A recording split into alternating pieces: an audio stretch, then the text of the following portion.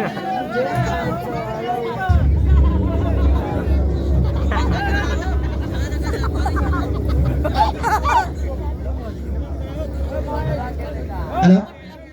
क्यों सोच रहे हो भाई लंपट? अभी मुझे डिस्टर्ब मत कर पोपट। मैं अपने भूत और वर्तमान के बारे में चिंतन कर रहा हूँ। इसमें चिंतन करने की क्या बात है? सीधी सी बात है, भूत में तुम पैदा हुए और वर्तमान में मेरे साथ बैठकर मक्खी मार रहे हो, और भविष्य में दुनिया को टट्टा बाय बाय करके नरक में चले जाओगे। नरक में जाए तेरा बाप तो स्वर्ग में भी जाकर मेरे लिए रिजर्वेशन करा चुका है।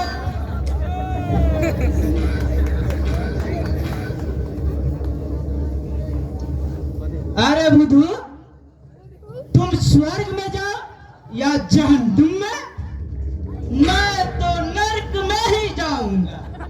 मेरा बेटा कहता है नरक में खूब स्वादिष्ट भोजन मिलता है। अच्छा, तो तेरा बेटा नरक के हवा खा चुका है? हाँ भाई लंपट, वह पूर्व जन्म में बहुत बड़ा प्रतापी थे, इसलिए उसे नरक में आसानी से जगह मिल गई, और वह अच्छा खाना खाकर मेरे लिए मुसीबत बनकर आया है। वह खाने में ऐसी चीजों की फरमाइश करता है कि पिछले 7 पुश्त में मेरा कोई नहीं खाया। बच्चे को भी साथ लेते जाना, वहाँ सुखी रहेंगे, और हो सके तो अपने इस यार के लिए भी एक सीट रखना। यह भी कोई कहने की बात है यार, तुम्हारे लिए तो जान दे ही सकता हूँ नरक में। एक सीट भला क्या चीज है? तू एक सीट की बात करता है नरक में? नरक में तो मेरा इतना दबदबा है कि तुम्हारा पूरा खानदान को व्यवस्था जब चाहूं तब कर सकता हूँ।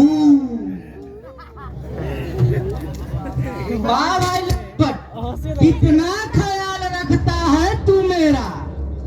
अच्छा एक बता भाई लंपट, इस घटिया नौकरी में तू कैसे आ गया? अरे पोपट, तुझे घटिया नौकरी लगती है? इतना रोब दबाव किसी और नौकरी में है क्या? हाथ में राइफल लेकर और माथे पे टोपी डालकर कितने शान से झपक मार रहे हो।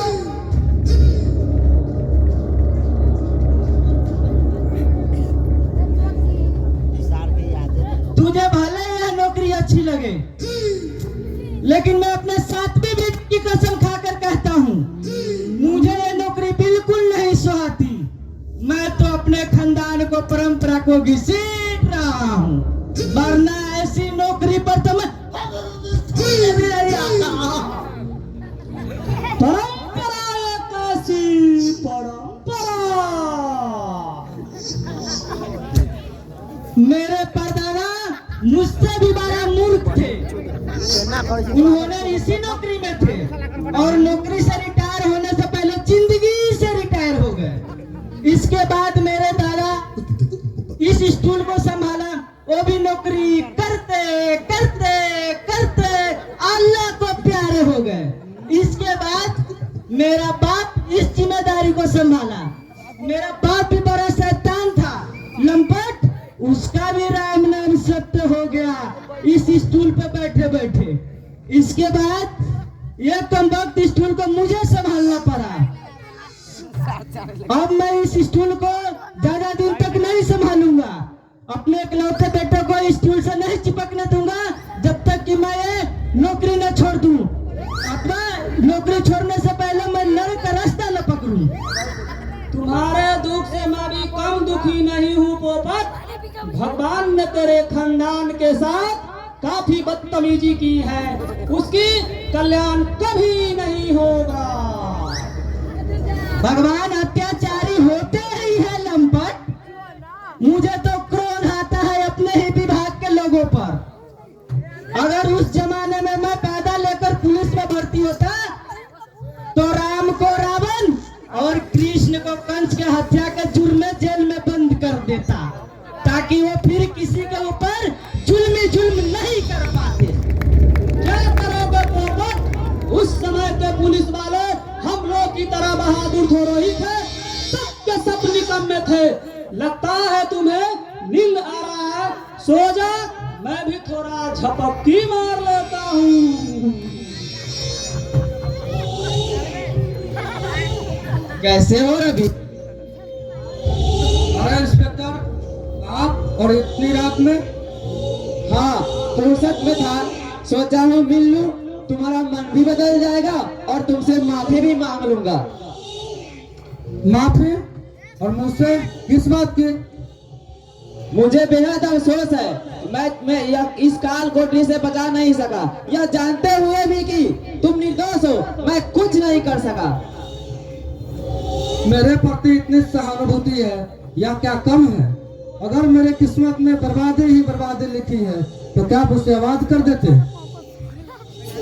अभी थोड़ी देर पहले ये दोनों संतरी आपस में बातें कर रहे थे कि भगवान बड़ा अत्याचारी है। पहले तो इनके बात मुझे बुरा लगा, फिर गहराई से सोचने के बाद मुझे अच्छा लगने लगा। ऐसा मत सोचो रवि, तुम भगवान पे विश्वास करो। उसके लिए प्रत्येक इंसान बराबर है, वह किसी के साथ अन्याय क्यों करेगा? वह जो भी करता है इंसान के भले के लिए करता है। लेकिन इस जन्म में न सही, पूर्व जन्म में तुमसे कोई भूल हुई हो जिसकी सजा तुम्हें मिल रही है। ऐसी सजा से तो मौत अच्छी इंस्पेक्टर, भगवान मुझे मौत ही क्यों नहीं दे देते? जिंदगी को ढो पाने में बिल्कुल असमर्थ हो चुका हूँ। इंस्पेक्टर, मेरा एक काम। तुम्हें जो सजा मिलनी थी मिल गई, धीरज रखो, अब नई जिंदगी जीने का मौका तुरंत मिलेगा। मैं उन सफेद बसों को जिन्होंने तेरा जिंदगी के साथ खिलवाड़ किया है बेनकाब करके तुम्हें न्याय दिलाऊंगा। हाँ, जाते जाते एक सलाह देना चाहता हूँ, तुमने जो कसम खाई है उसे अंजाम देने में कोई चालाकी न कर बैठना। ऐसी स्थिति पैदा न कर देना कि मेरे रिवॉल्वर तेरे खून के प्यासी बन जाए। कोशिश तो जरूर करूंगा कि ऐसी स्थिति ना आए, लेकिन अगर आपके रिवॉल्वर की गोली पे मेरा ही मौत लिखा हो तो मैं क्या कर सकता हूँ? इंस्पेक्टर, मेरा एक काम। हाँ, बोलो। इंस्पेक्टर के साथ साथ मैं तुम्हारा दोस्त भी तो हूँ। साफ साफ कहो, क्या चाहते हो? राणा को देखने के लिए मेरी आंख कब से उतावली है इंस्पेक्टर, मैं उनसे मिलना चाहता हूँ। क्या करोगे उससे मिलकर? वह तुम्हें भूल गई है। भूल जाऊं? राधा को भूल जाऊं? अपनी मोहब्बत को भूल जाऊं? ऐसा नहीं होगा इंस्पेक्टर, मैं मरते दम तक राधा को नहीं भूल सकता। मैं अपनी सांसों को भूल सकता हूँ, अपनी धड़कन को भूल सकता हूँ, लेकिन राधा को नहीं भूल सकता, नहीं भूल सकता उसे। तुम ऐसे मजनू हो रवि जिसके नाम पे उसके लैला टूटने लगी है। तुम ऐसे जूलियट हो जिसकी रोमियो उसको अपराधी समझने लगी है। तुम ऐसे रांझा हो जिसके हीर उसके दुश्मन का बहू बनने वाली है। नहीं, ऐसा नहीं हो सकता। मेरी राधा ऐसा नहीं कर सकती। इस शादी करो कौन इंस्पेक्टर? राधा मेरे सिवा किसी को मैं सोच भी नहीं सकती। उसके साथ जरूर जबरदस्ती हो रही है। भावना में मत बहो रवि, और वह तुमसे नफरत करने लगी है। एक तो पुलिस कमिश्नर के बेटी और दूसरे में अपनी मर्जी से शादी कर रही है। वह तुमसे नफरत करने लगी है। ऐसी स्थिति में मैं तुम्हें कुछ नहीं कर सकता। Don't worry Ravi, don't worry. चलता हूँ, गुड नाइट।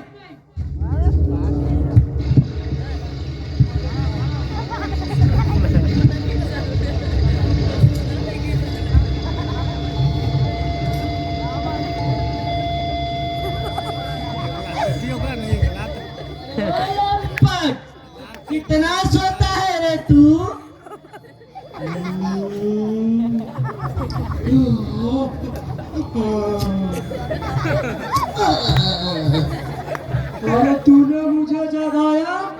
मैं तो अभी स्वप्न लोग में चिंतन कर रहा था कि तूने तो जगह के सत्यानाश ही कर दिया।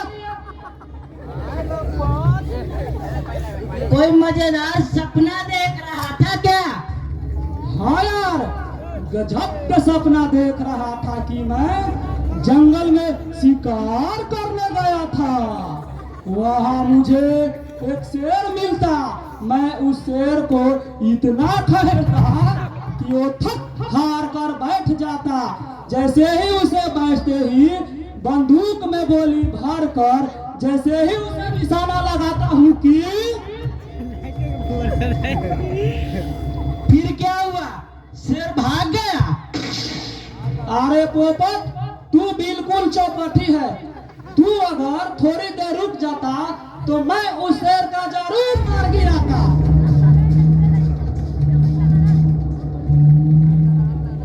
ओह, मुझसे बड़ी गलती हो गई। अगर ऐसी बात थी तो तू मुझे इशारा कर देता, मैं तुझे नहीं जगाता। तू भी तो मूर्ख है ना लंपट। अगर ऐसी बात थी तो मुझे इशारा कर देता, मैं तुझे नहीं जगाता। लेकिन तू चिंता मत कर, शेर अभी वहीं बैठा होगा। ऐसा कर, मुझे सोने दे। जैसे वो शेर मुझे दिखेगा मैं उसे गोली मार दूंगा। तू शेर का खाक मारेगा? शेर का शिकार तो मैं ही कर सकता हूँ। लंपट, तुझे मेरी बहादुरी के बारे में पता नहीं। मैं अब तक लाखों शेर मार चुका हूँ। अरे शेर का क्या मारोगे हिजड़े? तुम लोग तक मच्छर भी नहीं मारेगा। तू हमें हिजड़ा कहा? हिजड़ा नहीं तो क्या जवाज कहो? पुलिस वाले हिजड़ा लगते हैं तुम्हें? सरकार क्या हिजड़े की बहाली करती है क्या? सभी पुलिस वाले तुम लोग की तरह हिजड़े नहीं होते। अगर हिजड़े नहीं होते तो चोरों हथियारों को नहीं पकड़ते कि यहाँ बैठकर मक्खी मारते। तो तू अपने आप को साधु महात्मा समझता है क्या? तू तो भी एक हथियारा है।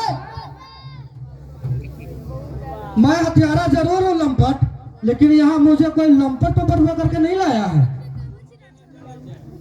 तुझे पकड़ कर चाहे जिसने लाया हो, मगर तू यहाँ से भाग न पाए। जिसकी जिम्मेदारी तो हम पर ही है। कोई कम बहादुरी के काम है क्या? फाटक में तार लगाकर तो क्या समझता है कि मैं तुम्हारे डर से नहीं भाग रहा हूँ? अरे मूर्ख, जब फाटक में ताला लगा हो तो कोई भागे भी कैसे? जब ताला लगा हो तो एक बच्चा भी पहरेदारी कर सकता है। अगर तुम्हें अपनी बहादुरी पर उतना ही घमंड है तो खोल दरवाजा, मैं तुझे भाग कर दिखाता हूँ। अच्छा तो बच्चू, तू अपने आप को बहुत बड़ा चालाक समझता है। चालाक तो ही रहा लंपट, लेकिन अपनी बहादुरी का बखान करना बंद कर। अगर तुम्हारे सीने में इतना ही दम है तो खोल दरवाजा, मैं तुम्हें अभी बहादुरी दिखाता हूँ। रे भाई लंपट, बहुत बकबक कर रहा है साला। खोल ताला, देखता हूँ कैसे भागता है ये साला। तू कहता है तो इसे खोल ही देता हूँ ताला। देखना न ये भाग न पाए। जैसे ही ये भागने की कोशिश करे इसे गोली मार देना।